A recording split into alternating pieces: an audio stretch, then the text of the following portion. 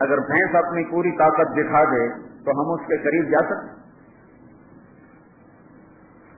تو جانوروں کا علم بے خطا ہوتا ہے اور اپنے علم کے خلاف کرتے نہیں ہیں، اور انسان کا علم خطا پر بھی ہے اور ثواب پر بھی ہے، اور خطا کے ساتھ بھی خطا کرتا ہے اور ثواب کے ساتھ بھی خطا کرتا ہے۔ سارے جانتے ہیں جھوٹ لعنت ہے، سارا بازار جھوٹ پہ چلتا ہے۔ تو یہ کیوں ہے؟ یہ اس لیے ہے کہ لیبلوکم ایکم احسن عملا، اللہ بھی خطا کرتا ہے اور ثواب کے ساتھ بھی خطا کرتا ہے۔ سارے جانتے ہیں جھوٹ لعنت ہے، سارا بازار جھوٹ پہ چلتا ہے۔ تو یہ کیوں ہے؟ یہ اس لیے ہے کہ لیبلوکم ایکم احسن عملا، اللہ نے ہمیں دونوں طاقتیں دے کر ہمیں امتحان میں ڈالا ہے کہ میں دیکھوں گا تم میں اچھا عمل کون کرتا ہے۔ انسان جانور بگڑ جائے تو مر جائے گا، کیا ہوا؟ یہ جنگل کتا باولا ہو جائے تو کسی جنگل کو نکل جائے گا، ایک دو کو کاٹ لے گا، پھر خود بھی مر جائے گا۔ لیکن انسان اگر بگڑ جائے تو یہ ایک عالم کو برباد کرتا ہے، پھر خود مر کے ہمیشہ کی جہنم کا شکار ہوتا ہے۔ نارن احاط بهم سرادقها، یہ وہاں جاتے ہیں جہاں کی دیکھو نا، سورج ہم سے 9 کروڑ میل کے فاصلے پر ہے اور اس کی گرمی نے ہمیں بے حال کیا ہوا ہے، اور ہم چھت تلے بیٹھے ہوئے ہیں۔ ماء کالمہل، ایسا پانی جس میں تیل ملا ہوا ہو، ایسا پانی پینے کو دیا جائے گا، اور اس میں کیا ہے؟ او ہو یسقى من ماء صدید، اس میں اور پیپ بھی ملا ہوا ہے، تیل بھی ملا ہوا ہے، یتجرعه ولا يكاد يسيغ، نہ پی سکتا ہے نہ اگل سکتا ہے۔ گھر کیسے ہیں؟ انها علیہم مؤصدہ فی عمد ممددہ، اوپر چھت بھی آگ ہے اور ستون بھی آگ ہیں، ستون بھی آگ ہیں۔ اندر بستر کیسے ہیں؟ لہم من جہنم مہاد، بستر بھی انگاروں کے ہیں۔ اوپر چادر کیسی ہے؟ ومن فوقہم غواش، اوپر چادر بھی جہنم کی ہے۔ ان کا کھانا کیسا ہے؟ لا یسمن ولا یغنی من جوع، یہ نہ بھوک مٹائے نہ ضرورت پوری کرے۔ اللہ تعالیٰ عجب، 2 آیتیں عجب ہیں، خیر سارا قرآن ہی عجب ہے، لیکن قرآن میں بعض بات سے اعلیٰ، قرآن سارا ہی فصیح ہے، سارا ہی فصیح ہے، لیکن قرآن کی سب سے فصیح آیت، قرآن میں قرآن کی سب سے فصیح آیت، وقیل یا ارض ابلعی ماءک ویا سماء اقلعی وغیض الماء وقضی الامر واثبت علی الجودی وقیل بعدا للقوم الظالمین۔ یہ قرآن کی سب سے خوبصورت آیت ہے کہ یہ 19 الفاظ ہیں اور 21 اقسام بلاغت اس کے اندر ہیں، جو انسانی قدرت سے باہر ہے کہ الفاظ 19 ہوں اور اقسام بلاغت 21 ہوں، انسان کے بس رہے۔ عبداللہ بن مقفع ایک ایرانی گزرا ہے، پہلے پارسی تھا، پھر ایمان لایا، مسلمان ہوا، بنو امیہ کا پرجوش حامی تھا، پھر جب انقلاب آیا تو ہارون نے اسے قتل کروایا تھا، تو منصور نے اسے قتل کروایا تھا۔ وہ جب پارسی تھا تو عرب کا وہ ادیب کلیل و ضمنہ ایک کتاب اب بھی اس کی بقایا جات میں ملتی ہے، جس میں اس نے بنو عباس پہ چوٹ ماری ہے خرگوش اور شیر کی کہانی بنا کر، اور ہرن خرگوش شیر بڑے خوبصورت انداز میں۔ اس کو جب وہ پارسی تھا کسی نے کہا تم قرآن کے مقابلے میں قرآن کلام کیوں نہیں تیار کرتے ہو، تم تو بڑے ادیب ہو، تو اس نے کہا مجھے 1 سال کا راشن دو، خرچہ دو، اور مجھے کتابوں کا ڈھیر دو، میں مسلمانوں کی کتاب کے مقابلے میں کلام بنا دوں گا۔ 1 سال تک وہ بندہ گھر کی دہلیز سے باہر نہیں نکلا، 1 سال پورا گھر کے اندر ضروریات زندگی موجود ہیں، اور وہیں وہ 1 برس کلام بناتا ہے، پھر خود ہی اسے پھاڑتا ہے، لکھتا ہے، رد کرتا ہے، لکھتا ہے، رد کرتا ہے۔ 1 سال کے بعد اس نے ایک کلام تیار کیا، وَاطْمَأَنَّتْ بِهِ نَفْسُهُ، اس نے کہا بس اب یہ وہ کلام ہے جو مسلمانوں کے قرآن کے فکر کا ہے۔ اس کے بعد پہلا دن ہے وہ گھر سے باہر نکلا اور یوں گلی میں جا رہا ہے، اور گلی میں ایک کھڑکی ایسے کھلتی ہے، ایک کھڑکی کھلی ہوئی ہے جیسے گھروں کی کھڑکیاں گلیوں میں کھلتی ہیں۔ وہ کھڑکی کے پیچھے کمرے میں ایک بچی گلی کی طرف منہ کر کے قرآن پڑھ رہی ہے، وہ اپنی تلاوت کر رہی ہے۔ اس کی ہدایت کا وقت اللہ لا چکا ہے، پتہ نہیں کون سی ادا پسند آئی ہے کہ گیا عمر گئے قتل کرنے، مل گئی فاروقیت، مل گئی صحبت، تو یہ گیا ہے قرآن کا مقابلہ کرنے اور مل گئی ہدایت. یہ یوں گزرا اور ادھر سے اس بچی کے منہ سے یہ آیت نکلی وقیل یا ارض ابلعی ماءک، تو وہ کھڑا ہو گیا اور آیت سننے لگا وقیل یا ارض ابلعی ماءک ویا سماء اقلعی وغیض الماء وقضی الامر واستوت علی الجودی وقیل بعدا للقوم الظالمین. تو اس سے کب کپی تاری ہوگی راشا. اتنی عربی ضرور سیکھو کہ تم پر بھی کلام اللہ ایسا اثر ڈالے. یہ صرف ضربا والے عربی پڑھ کے تم لڑنے لڑانے میں لگ رہے تھے. ضربا پتہ نہیں زید آیا کتوں آئی کٹائی کرم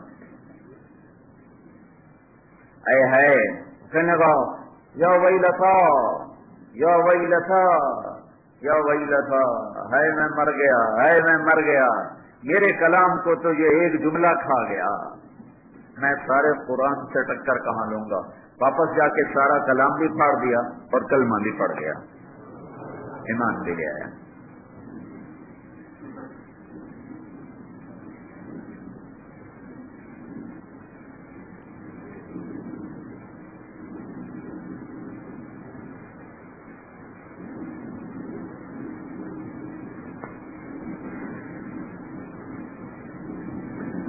انسان محتاج ہے کہ آسمانی علم سے رہنمائی حاصل کرے.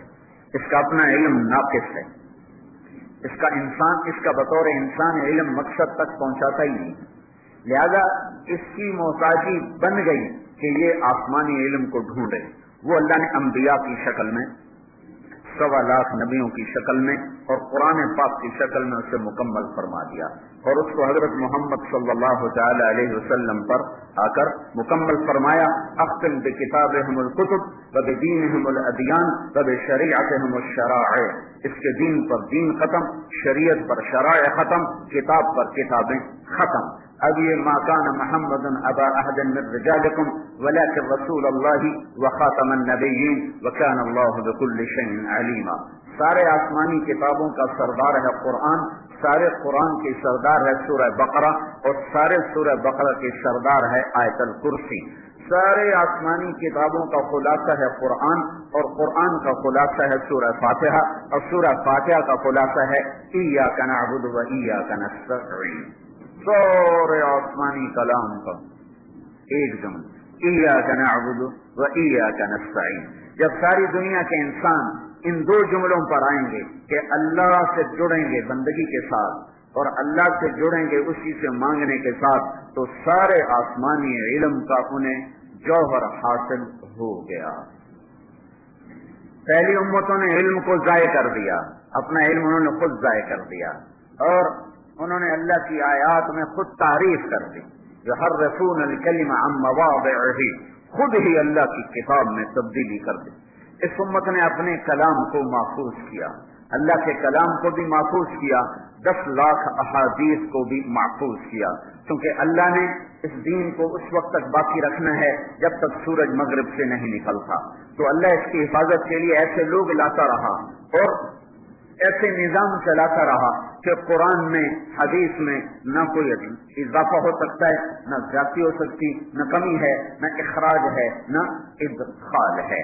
اللہ تعالیٰ نے اپنے فضل و احسان سے اس امت کے سینوں کو قرآن کے لیے خزان بنا دیا، قرآن کے لیے ایک محفظہ بنا دیا کہ ایک 7 برس کا بچہ خیر المدارس سے حافظ ہو کے نکل جاتا ہے اور 70 برس کا بوڑھا بھی اپنے ذوق سے اگر یاد کرنا چاہے تو وہ بھی قرآن کا حافظ ہو جاتا ہے.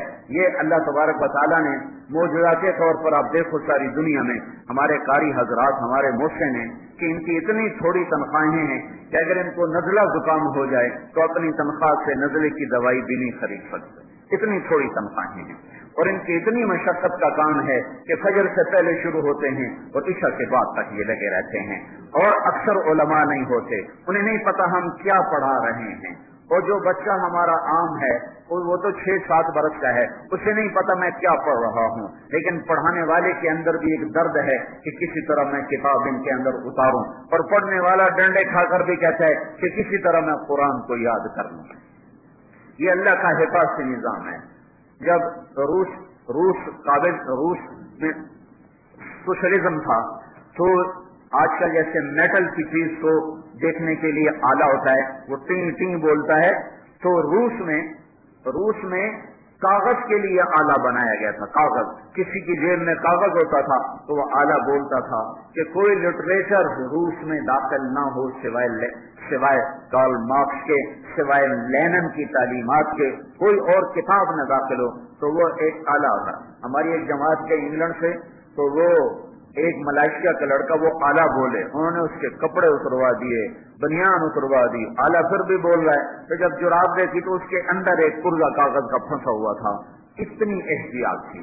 تو یہ 4 آدمیوں کی جماعت روس گئی، اور یہ کہتے ہیں ہم 2 آدمی، ایک سولت سکندر پاکستانی ہے، گوجرے کا ہے، وہ لندن میں رہتا ہے. کہتا میں گزر رہا ہوں، ایک بچے نے مجھے پکڑا اور دوڑ لگائی، میرے ساتھ دوڑ لگائی اور مجھے گھر کے اندر لے کے گھس گیا، اور پھر وہاں میرے سامنے بیٹھ کر اس نے قرآن پڑھنا شروع کر دیا.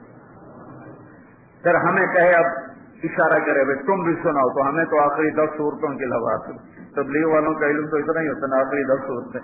تو کہا مجھے تو ہمیں تو آخری 10 صورتیں آتی. تو ہم حیران پریشان کہ کتاب کا ایک پرزا، کاغذ کا ایک پرزا اندر نہیں جاتا، یہ قرآن کے حافظ کیسے ہیں؟ پھر ہم نے وہاں بڑوں سے ملاقات کی، پھر ہم نے ان سے پوچھا کہ آپ نے اپنی نسل کو قرآن کیسے یاد کروایا؟ کہ ہم نے تہہ خانے بنائے اور تہہ خانوں کے اندر بیٹھ کر سینے سے سینے میں منتقل کیا. کوئی قرآن سامنے نہیں تھا، الفاظ سے الفاظ، الف لام میم، الف لام میم، یوں الف لام سے والناس تک. یہ اللہ نے اس امت کو عزت بخشی کہ اس کی حفاظت کا نظام بنایا. پھر اس کے ساتھ اللہ نے فضائل بنا دیے کہ جو قرآن کو یاد کر لیتا ہے، ان فی الجنت نہرن، مجھے بڑے زمانے بعد یہ حدیث یاد آئی ہے، ان فی الجنت نہرن اسمہ ریان علیہ مدینۃ من مرجان لہ 70,000 باب من ذہب وفضۃ لحامل القرآن. جنت میں ایک نہر ہے جس کا نام ریان ہے، اس پر مرجان کا ایک محل ہے، اس کے 70,000 سونے چاندی کے دروازے ہیں جو اللہ حافظ قرآن کو عطا فرمائے گا. وہ بچہ ہو یا بچی ہو، اللہ اس کو وہ محل عطا فرمائے گا.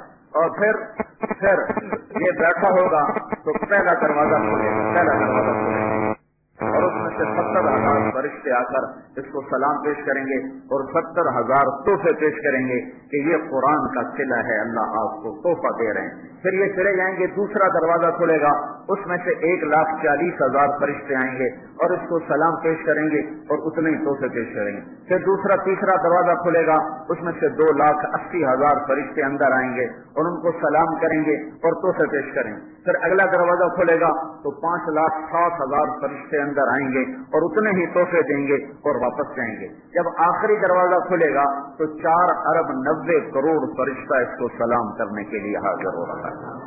وہ حافظ جس کو پوچھتا ہی کوئی نہیں، قاری جس کو کوئی پوچھنے والا کوئی نہیں، علماء کی تو پھر بھی کوئی سنوائی ہو جاتی، بیچارے قاریوں کو کون پوچھتا ہے؟ پھرتے ہیں قار میر کوئی پوچھتا نہیں. اس عاشقی میں عزت سادات دی گئی، اس عاشقی میں انشاءاللہ وہ ملنے والا ہے جو ایک عام آدمی گمان بھی نہیں کر سکتا ہے. ان للہ اہلین من الناس، جو اللہ اہل سے پاک، بیوی سے پاک، بچوں سے پاک، متخذ صاحبۃ ولا ولدا لم يتخذ صاحبۃ ولا ولدا لم يلد ولم يولد ولم يكن له شريك في الملك ولم يكن له ولي من الذل وكبره تكبيرا. وہ اللہ اس اللہ کے بارے میں میرا نبی کہتا ہے ان للہ اہلین من الناس، اللہ کے گھر کے کچھ لوگ ہیں، گھر کے.